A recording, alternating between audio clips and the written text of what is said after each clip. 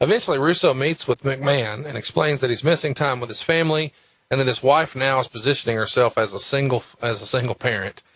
So she wants to move closer to her family, and Vince is basically here asking for permission to move and is trying to sell McMahon on the fact that he'll still be on the road with him 3 days a week and fly up to Stamford whenever needed. McMahon says, Vince, I don't know what the problem is. You make enough money now. Why don't you just hire a nanny? That was it. All those times I was wondering if Vince truly cared about me, I was just giving my answer. With such a cold, callous response, I knew he didn't give a shit about Vince Russo or his family. All he cared about was his ratings, his money, and his company. I was crushed. Bruce, this nanny line has become somewhat famous. When did you first hear it, and what was your reaction? I never heard the nanny line until many, many, many years after the fact when Russo started quoting it publicly. But it doesn't surprise me. That sounds like something that Vince McMahon would say. What? And I could see him delivering it in a very cold, very cold way. What did you know about this script idea for rope opera? That never came to be. What do you remember about that, if anything? I never heard of it, but I guess since he kept that on his own and he did all that on his own, it's something that's very popular and really doing well right now. Goodness, look at you. Well, no, I'm asking because he said that he kept it away from Vince McMahon and that he was going to do it on his own and it was this great deal, but I have no idea what happened to it. So Russo said if it was about money, let's make it about money. He told McMahon he wanted to get out of the business when he turned 40, and that was in 15 months. So he asked for $1 million for those 15 months, and then he's done. Russo wrote, as much as he always protects his hand, Vince couldn't this time. His facial expression dropped his cards all over the table. He was shocked. Well, that's an awful lot of money, he said. Is it, Vince? I answered. You think I don't know what my creative contributions have meant to this company financially? You think I don't know how much money this company makes? What Steve Austin makes? Well, that's just an astronomical amount of money, he said.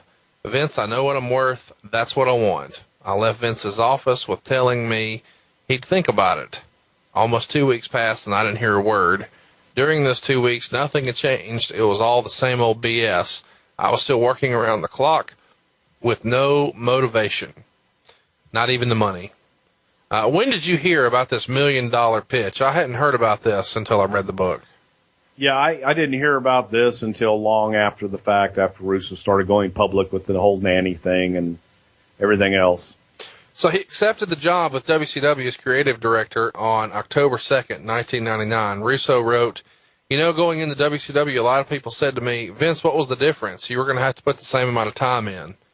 And Russo says, the difference was there's no Vince. Again, I'm not running down the boss in any way, but unless you've been in my shoes, you couldn't fathom how taxing it was. Monday ran into Sunday, and every day was more stressful than the last. At WCW, there'd be no more trips to the salon in the city, no more phone calls on Saturday afternoon, and no more 7:30 a.m. meetings the morning following Raw. Bruce, you've worked with other promotions. This is a pretty fair assessment, is it not?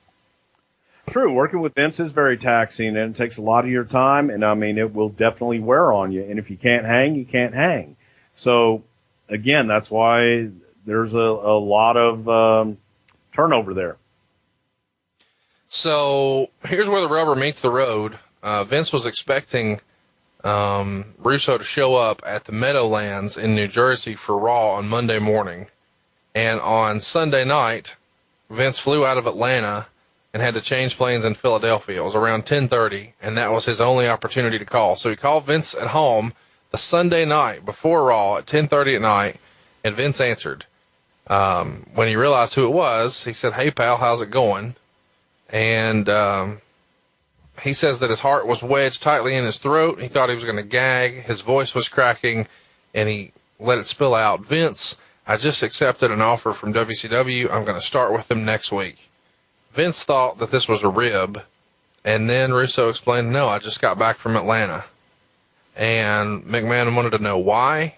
Russo said, I have nothing left to give you. You took everything I had. And then McMahon got hot and says, I'm going after them, and I'm going to come after you. Russo says, Vince, there's nothing to come after. I've never had a contract with you. I'm sorry, Vince. And then he says McMahon tried to make the conversation ugly. But Russo wouldn't participate in that, even though he was fired up. He realized it was pointless. It was over. And he didn't want the last conversation with a man that was his idol when he was younger and later a mentor to end in an argument. So he told Vince he wasn't going to let this last conversation be an ugly one. He said he just made the best decision he could for him and his family, especially with his parents living in Florida and his wife's parents living in Indiana. Atlanta was kind of right in the middle. If nothing else, she'd be able to see her parents more and the kids would be able to see their grandparents. McMahon says, "I didn't know I was such a bad person, Vince." And Russo says, "You're not. I never said that you were. I just have nothing left to give you. I love your family, but my tank is on empty." And then McMahon allegedly says, "Vince, this is the most devastating phone call I've ever received. I just want you to know I was going to give you the money."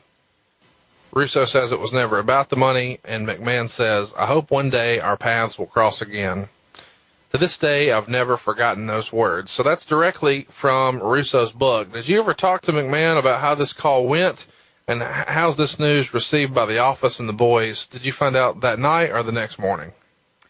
I found out that night from Jim Ross, and I didn't speak to Vince McMahon about it until the next day. But Vince's recollection to me was very short, that Russo called, told him that he was going to work for WCW and to move on. And that was it. There's nothing more in there about any of the conversation as he relayed. It would be very uncharacteristic, having been with Vince on a lot of these type of situations, whether they be in person or on the phone. Sounds a little fishy that Vince would have said, I would have given you the money, pal, or something like that. But again, I wasn't there, so I can't speak to that. Russo wrote about his time in the wrestling business, but in hindsight, I'm a different animal. I'm not from that world, and I never was. What would Jim Cornette say about that? Goddamn right, you never will be a part of this motherfucking world either. No knives, no guns, $5,000 on the goddamn hood of my fucking truck. He says that he flew back to Stamford in July 2003 to meet with Vince because, quote, there was just something calling me back to him, a sense of unfinished business. He even compares himself to Shane in the book, saying he just wants to see Vince's soft side, his human side. And he says when he finally saw Vince in 2003, he was overcome with emotion and wanted a McMahon explanation as to how he really felt about him because he had been unclear all these years. And McMahon said you couldn't work that closely with someone and not care about them. And that wasn't the answer that Russo was looking for. Bruce, you worked there a long time. Why do so many grown men seek Vince's approval like this? It's a little weird. Well, no, when you spend that much time with them, it's like being a part of your family. And I think that you just are so used to being around them. You share your lives together through so many ups and downs that when it breaks up, it's like breakup of a bad marriage. You don't want to let it go. You want to remember the good times. Well, catch me up on your memory of Russo's return. He was back for like 3 weeks or something, right? Yeah, he came back for a very, very short stint. I wasn't actually there the day that they made the announcement to the writing team. I was actually in Houston. My wife was in surgery.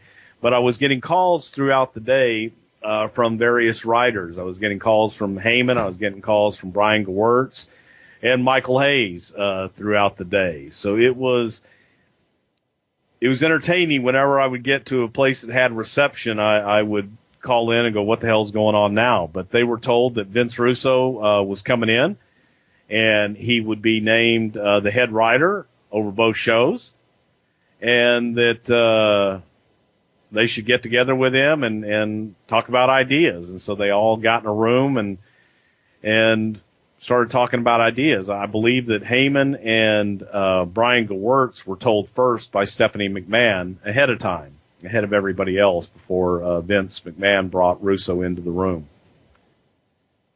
But, Russo always talks about having a room full of 30 writers or something like that. I don't think that we had more than maybe 8 people on the team, on both teams, at that time. So that's kind of a gross exaggeration. But, Russo always talks about, how he improved ratings and did this and did that. And it's just, when you go back and you actually look at them, a lot of that just is not true. But Vince came into the room, and everybody, and this came from every single person to the man, from Michael, from Paul, and from Brian, that, hey, let's give him a chance and let's see what we got. If nothing else, it'll take the pressure off of us to have another intermediary between them and Stephanie. So Russo came in, they brainstormed a lot of things. I think that Russo's big idea was to strip everybody of the championships and to have tournaments. We're going to have tournaments. But he didn't know, he asked if Triple H and Chris Jericho had ever worked together when they had just headlined WrestleMania. He didn't know that a lot of people had done what they do. He had done no homework whatsoever into coming back. Is another, big idea. He wanted to bring Eric Bischoff in and do an angle with Shane, which I think everybody was in favor of except for Vince McMahon later on, I guess. But Russo talks about how he had met with Vince days ahead and had pitched all this stuff to Vince. After Russo left that day, Vince McMahon came over to meet with the team to see what they had done. And when the team pitched all of Russo's ideas, McMahon just kind of went, what the fuck did I do? And he was taken aback. He was somewhat offended that Russo didn't even know what had headlined main event that year and didn't know just some of the basic storylines in the WWF at the time. But I think that the guys really wanted to the man. They all wanted to work with him. But I think Russo left there feeling that he was buried and talked about how Stephanie talked down to him. But I think that's just, Stephanie was younger at the time, and I think that's just the way that she came across with everybody. But nobody buried Russo. As a matter of fact, tried to work with him. And then for the next couple weeks, he sent emails and ideas on the TVs that were being written, which Vince McMahon pretty much just dismissed and felt that this was an experiment gone bad. And that was it. And that was it. Vince campaigns a lot in his book for credits. And he even says, why aren't there any credits at the end of Raw? It's a television show, isn't it? Why isn't anyone else being given credit? I feel like that's kind of a fair thing. Back in the day, WCW pay-per-views would go off the air and there'd be credits roll. Why doesn't the WWF give credit? What would be the harm in that? Vince McMahon just didn't believe in them. He just really, it's as simple as that. We used to have credits on Primetime Wrestling. And that was the only show, and I think that the only reason they had credits on that is because Vince didn't watch it all the way to the end. He also makes a comparison. Have you ever heard Phil Jackson say, yeah, it was all me, all my coaching, all that Zen nonsense. Forget Kobe and Shaq, it was me. And he compares himself and Kevin Dunn to Vince's Kobe and Shaq, but feels like they're not getting the credit they deserve. Where do you land on this, Bruce? I think that internally they all got the credit that they deserve. I think he was looking more for it. I think he was looking more for it outside of the wrestling bubble than outside. I think he wanted to see his name in print and in paper and on credits. What's wrong with that? You disagree? You don't think that's worthwhile? No, there's nothing wrong with that. It's just, okay, then go somewhere where they're going to give you credit for it. But Vince didn't believe in that. Vince didn't do credits. He talked about, a lot happening for him during the Goldust era and the sacrifice he made. He says he basically lived at Titan Tower. He was a man possessed. Looking back now, I don't know why. I'm so caught up in the moment that I just couldn't see or hear anything else, including, again, my own family. Today I sit here embarrassed, realizing how much I sacrificed my own family for a wrestling company. During that time, they were not my priority. Work was, and I'm ashamed of it. One thing I regret deeply and that I can never make up for is that my son Will went from age 7 to age 12 while I worked from Vince, and I don't remember a single day from those years. Bruce, that's kind of the wrestling business, warts and all, in a quick summary, is it not? It can be all-consuming at times. All I have to say to that is be careful what you wish for because you just might get it. And it was the wrestling business before Vince Russo was in it, and it's the business now that he's not in it anymore. Russo wrote this about why he's not in the business. It's funny, when TNA was starting up and they were talking about me coming to join them, I caught wind of a comment made by some of the people in charge. If Vince Russo was that good, why isn't he still working in the business? That attitude has always been fascinating to me. People associated with the wrestling business actually have this notion that there's nothing outside of it. If you're not in it, it's because you're not good enough. Let me ask you this. Could there even be the slightest chance that I'm no longer in the wrestling business because I choose not to be? Is that possible? Is it possible that rather than be at an arena every Monday and Tuesday night, I'd rather be at home watching Everybody Loves Raymond with my kids? Just a thought. Your response, Bruce? Then why do you continue to petition to be in it and how you could change it if you don't want to be in it? We'll finish his testimony here. Bizarro Land was a place I'll never forget. There were some good times, there were some bad times. But if you ask me if I'd done anything differently, if I could trade it all in, would I? The answer is no. It is a part of me that will stay with me forever. It was a 5-year run that helped me put everything in its proper perspective. Career, money, family. In the end, it was all about my wife Amy and my 3 kids.